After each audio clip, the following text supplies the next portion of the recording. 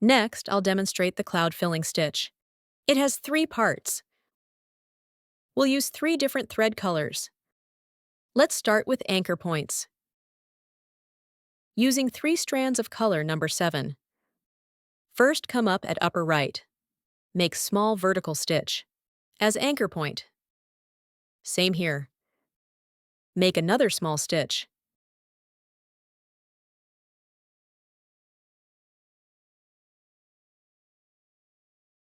After this row of anchor points, stitch middle and bottom rows. Middle stitches can be longer, as 2 threads will pass through. Too short makes threading difficult. Bottom row, same length as top.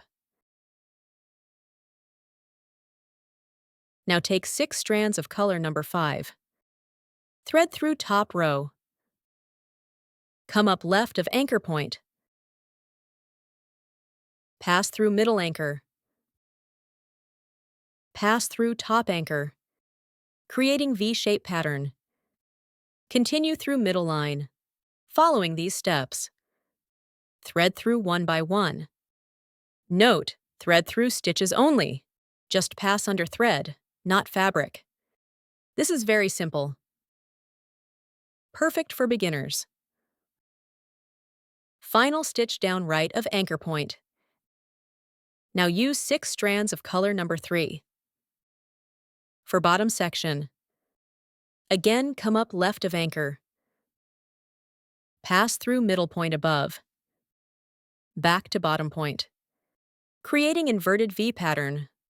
Following same steps, thread through one by one.